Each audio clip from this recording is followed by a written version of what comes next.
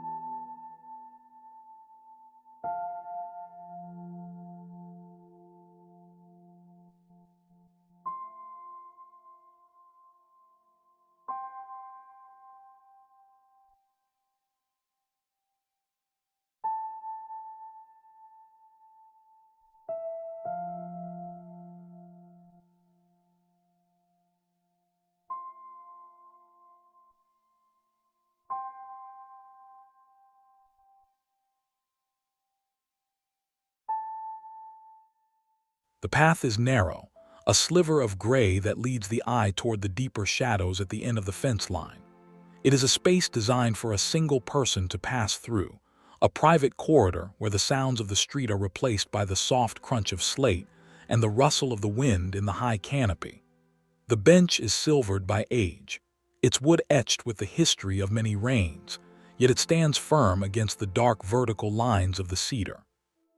On its seat, the basket of pinecones is a small testament to a walk taken and a moment captured, held now in the stillness of the afternoon. The light is diffused, cast downward by a blanket of clouds that erases the sharp edges of the day, leaving only soft transitions and muted tones. There is a sense of completion in this view, a feeling that the garden has reached a state of rest that requires no further intervention. The house looms close, its wall forming one side of this intimate sanctuary, creating a sense of being sheltered from the vastness of the world beyond. In this enclosure, the scale is human and manageable, a series of small textures that invite the eye to linger and the mind to settle. The air is still, holding the scent of wood and cold stone, and the silence is so deep that the occasional drop of water from the eaves sounds like a bell. It is a moment of total pause, a lingering breath held within the narrow confines of the home's edge.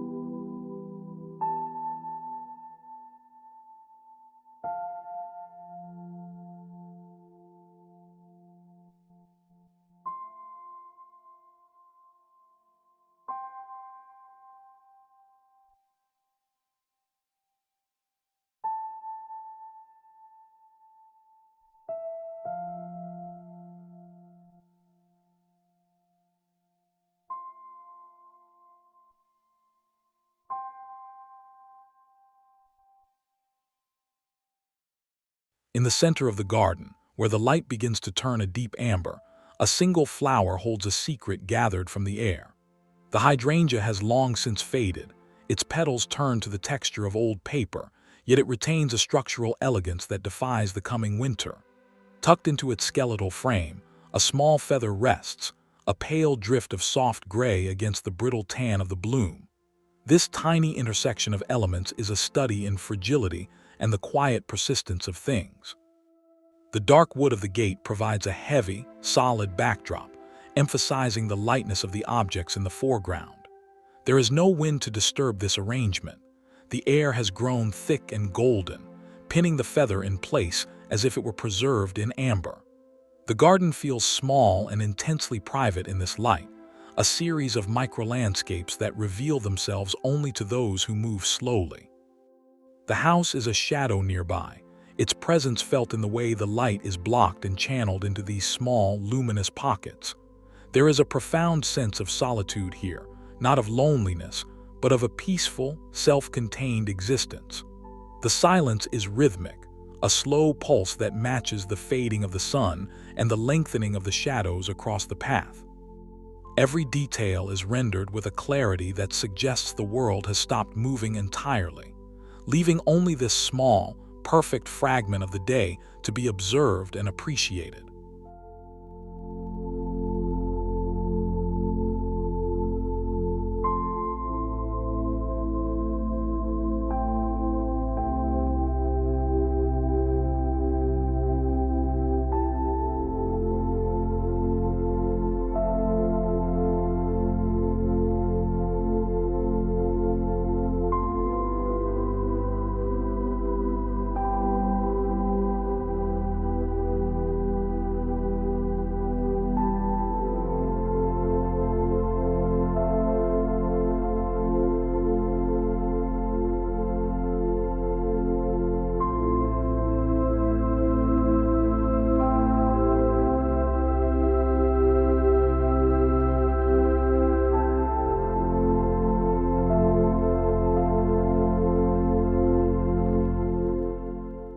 The window acts as a boundary between the interior life of the house and the quiet, green world of the garden.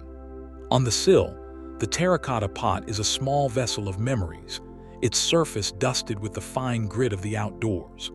The sea glass inside catches the low sun, glowing with a soft, inner light that mimics the colors of the ocean, while the white pebbles sit heavy and cool beside them. The ivy is a living frame, its dark leaves pressing against the glass as if trying to find a way inside, yet remaining part of the external tapestry. In the reflection on the glass, the garden is visibly a small, walled square of green and shadow that feels like a room without a roof. The light is warm and directional, casting long, elegant shadows that stretch across the wood and the stone. There is a stillness here that is almost tactile, a sense that the house and the garden are breathing in unison. The air is warm and smells of sun-baked brick and the sharp, green scent of the ivy. In this small space, the objects gathered on the sill take on a significance that far outweighs their size. They are markers of presence, of a life lived in close connection with the immediate surroundings. The silence is complete, broken only by the visual hum of the golden light as it moves slowly across the pot and the glass. It is a scene of profound domestic peace, where the smallness of the garden is its greatest strength, offering a world that is entirely knowable and safe.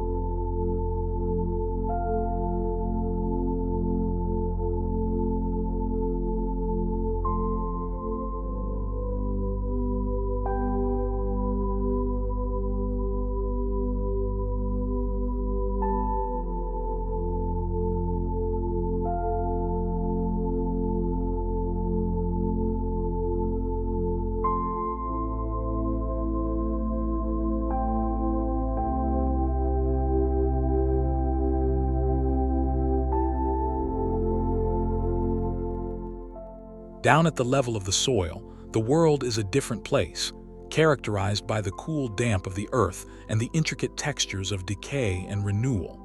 The log rests against the stone foundation of the house, a natural bridge between the architecture and the garden. It is a slow-moving landscape, where the moss creeps over the bark and the acorns find a temporary home in the deep furrows of the wood. The hosta leaf above acts as a vast green umbrella, shielding this small world from the direct heat of the sun and casting a soft, emerald light over everything beneath it. The shadows here are deep and cool, smelling of damp earth and the subtle musk of fallen leaves. There is an incredible stillness in this microenvironment, a sense that everything is unfolding at a pace that is far slower than the world above. The house is a solid, unmoving presence just inches away, its stones providing a cool heat sink that regulates the temperature of this small niche. In this enclosure, the scale of the garden feels immense, with every acorn and every patch of moss becoming a significant landmark. The silence is heavy and comforting, a blanket that covers the ground and muffles the sounds of the neighborhood. It is a place of deep repose, where the natural world has found a way to settle and thrive within the small, forgotten spaces of a residential yard. The light is soft and indirect, highlighting the silvered grain of the log and the glossy caps of the acorns.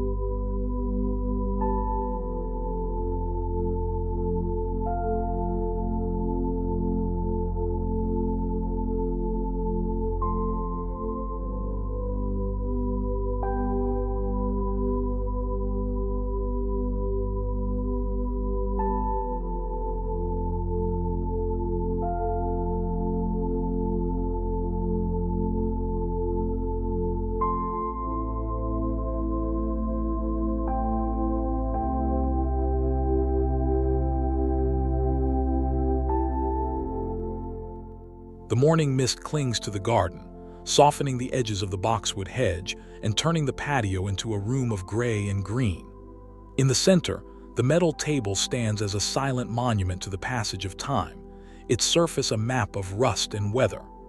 The driftwood branch, bleached white by the sun and smoothed by water, lies across the table like a piece of sculpture, accompanied by the heavy, flat stones that ground it.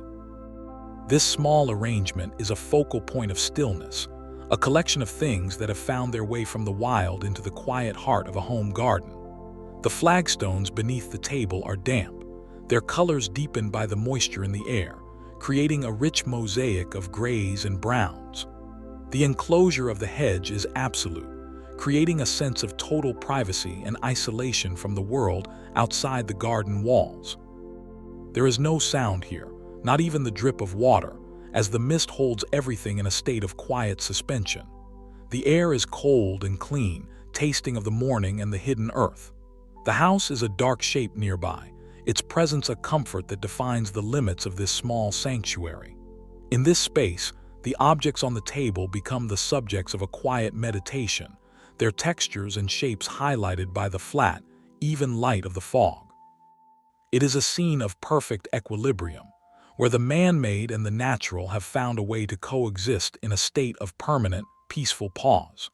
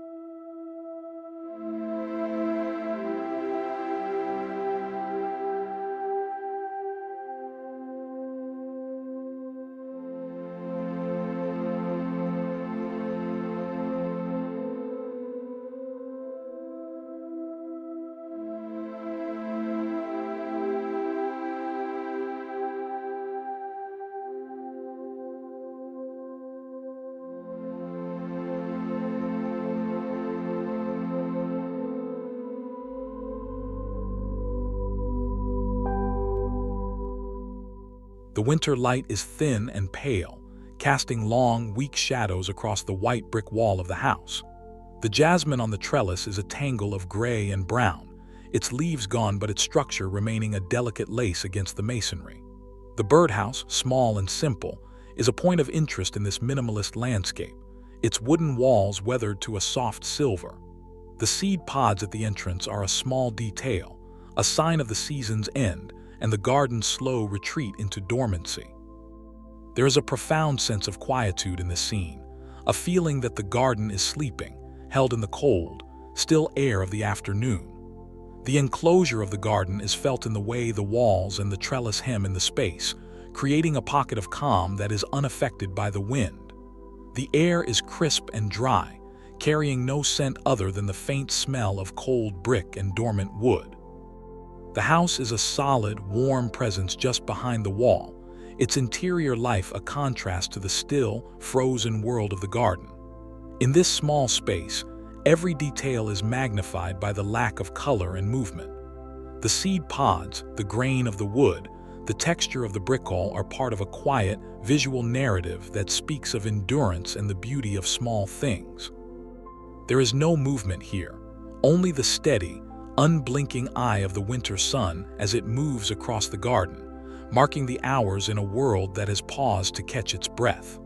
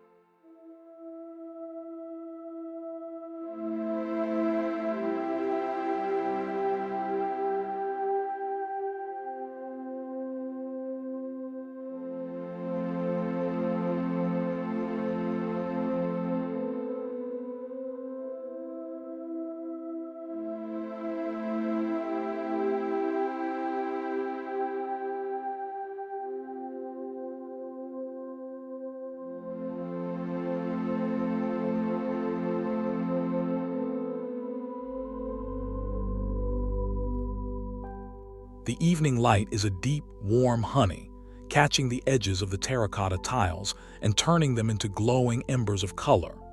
Leaning against the dark wood of the shed, the tiles are a study in repetition and texture, their curved forms creating a series of rhythmic shadows. The dried lavender is a small, fragrant addition. Its purple-gray stems a delicate contrast to the heavy, earth-toned ceramic. This corner of the garden is a place of storage and transition, where objects wait for a purpose that may never come, yet in their waiting, they find a beauty of their own.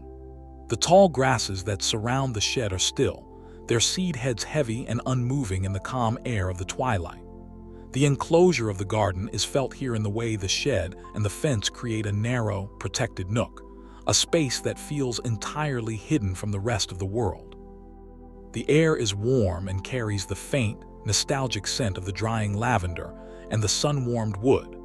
The house is a distant comfort, its windows beginning to glow with the light of the evening, while the garden slips into a deep, peaceful shadow.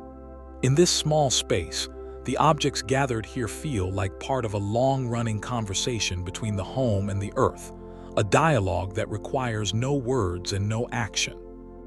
The stillness is absolute, a quiet conclusion to the day that leaves the garden in a state of perfect, undisturbed rest.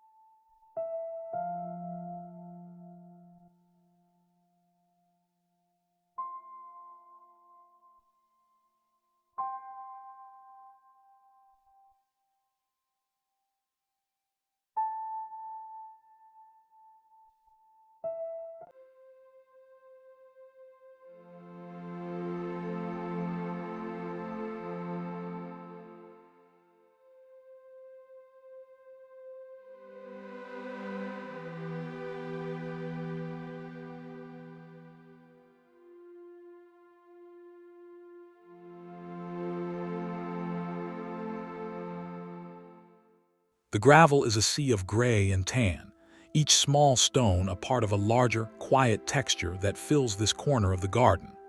The iron ring is a heavy, rusted anchor in this sea, its circular form a perfect frame for the bright white of the quartz stones.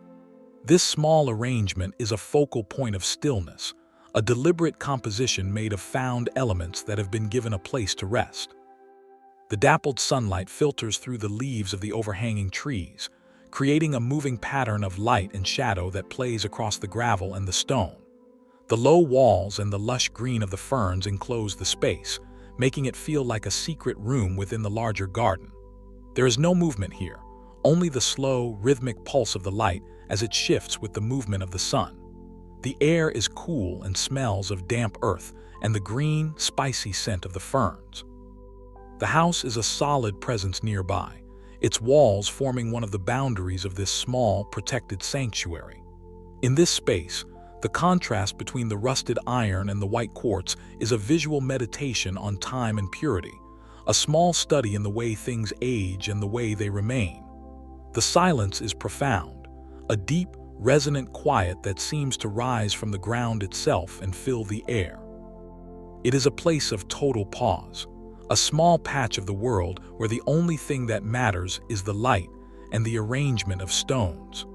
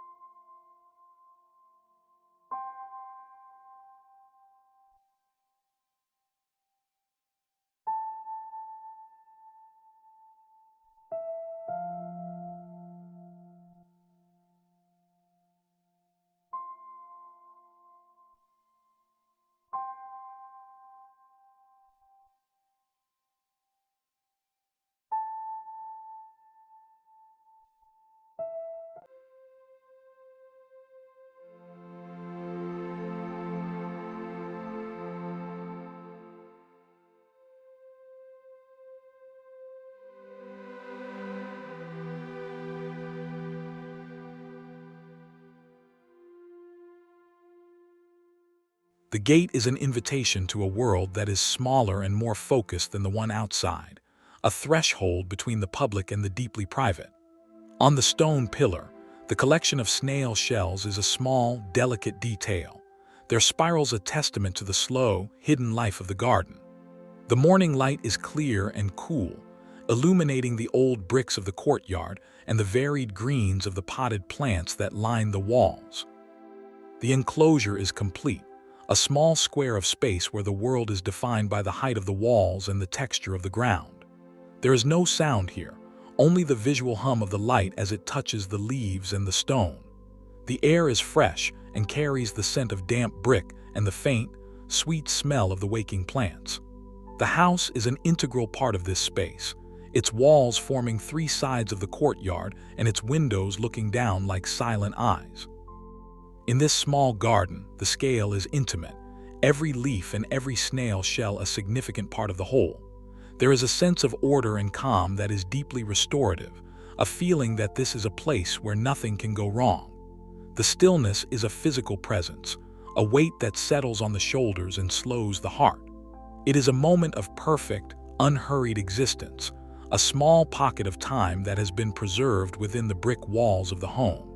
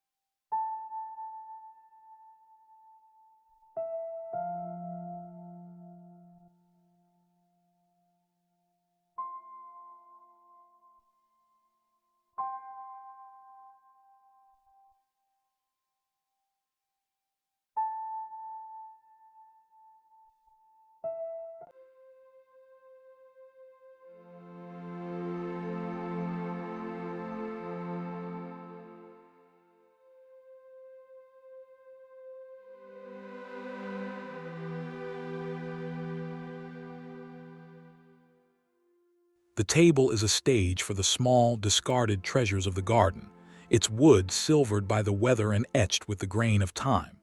The glass jar is a simple vessel, its contents a collection of texture-rest brittle sharpness of the seed heads, the soft down of the feathers, the translucent amber of the glass.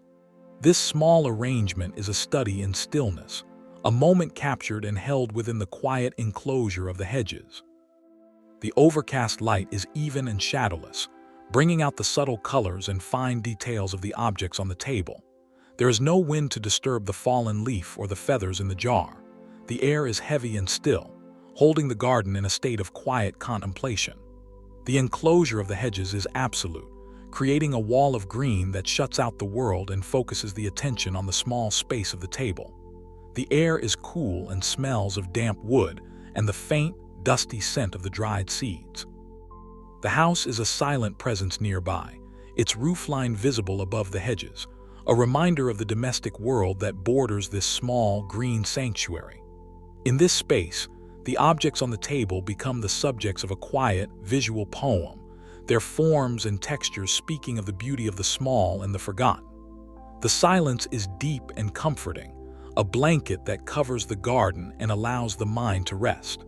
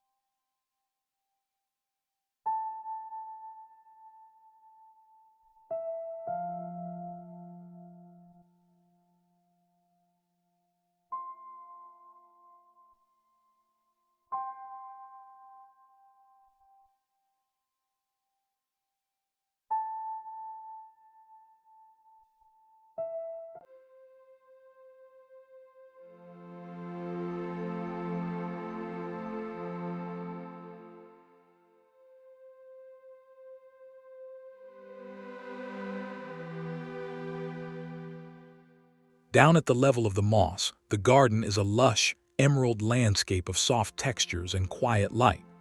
The stone path is a narrow ribbon of gray that threads through the green, its surface worn smooth by years of use. The small river stones, arranged with a quiet intent, mark the boundary between the path and the moss. Their rounded forms a contrast to the soft, uneven texture of the ground. The afternoon light is warm and directional, casting long shadows that accentuate the peaks and valleys of the mossy carpet. The enclosure of the fence and the house wall creates a narrow, protected corridor where the air is still and the world feels intensely private. There is no movement here, only the slow, imperceptible growth of the moss and the steady passage of the light. The air is cool and smells of damp earth and the clean, green scent of the moss. The house is a solid, unmoving presence just inches away, its foundation providing a sense of permanence and security. In this small space, the scale of the garden is compressed, with every stone and every patch of moss becoming a world in itself. The silence is profound, a deep, resonant quiet that fills the air and settles on the ground. It is a place of total repose, a small fragment of the natural world that has found a home within the narrow confines of a residential yard.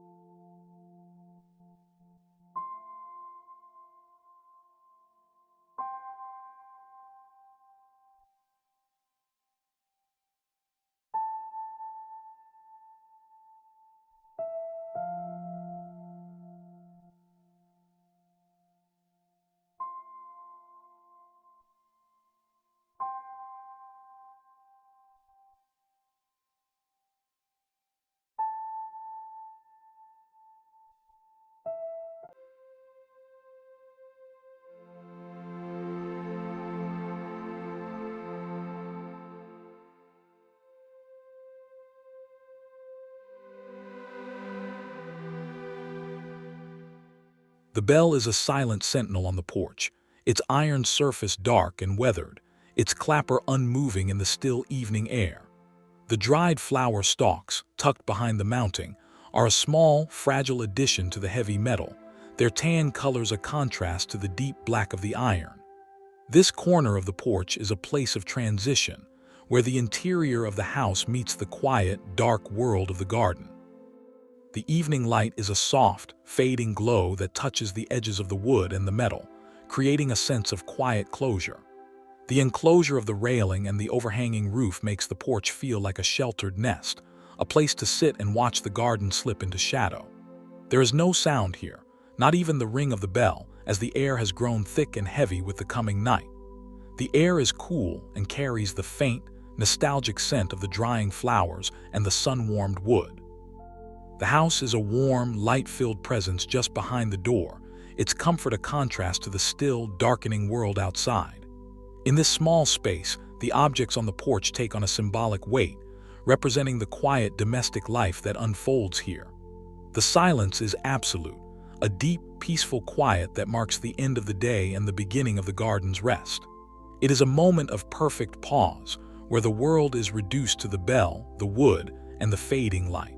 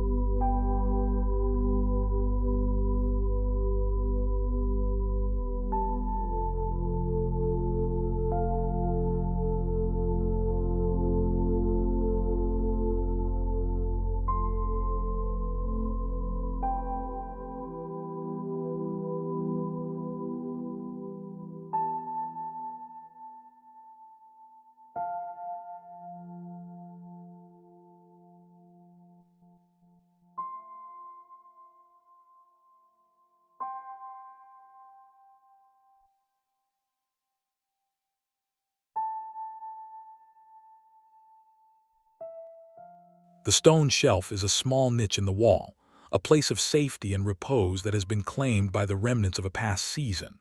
The bird's nest, an intricate weave of twigs and dry grass, is a masterpiece of natural architecture, held now in the quiet embrace of the stone.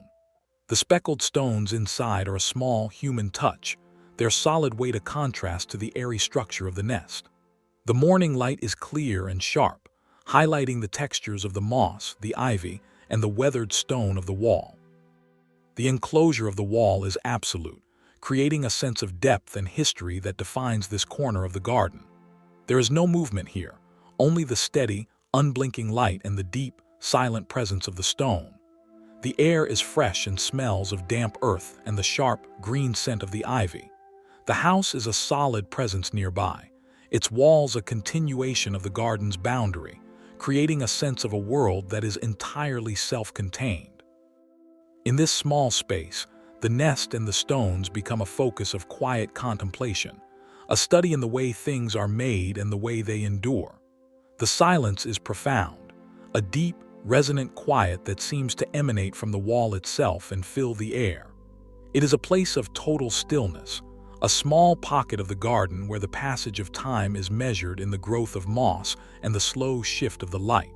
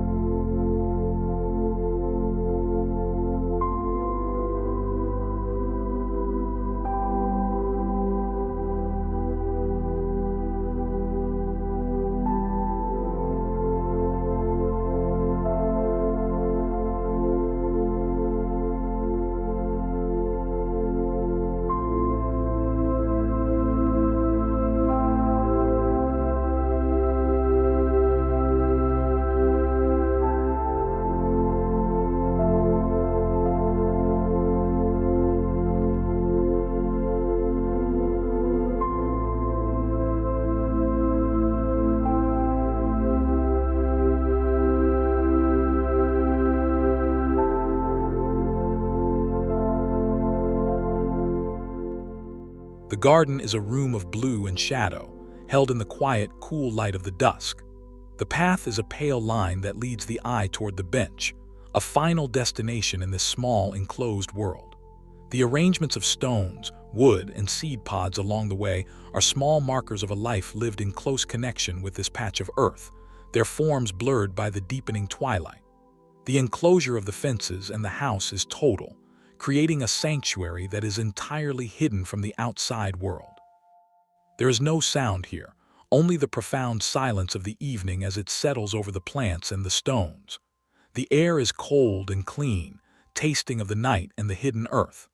The house is a warm, glowing presence at one end of the garden, its windows casting long, soft rectangles of light across the grass.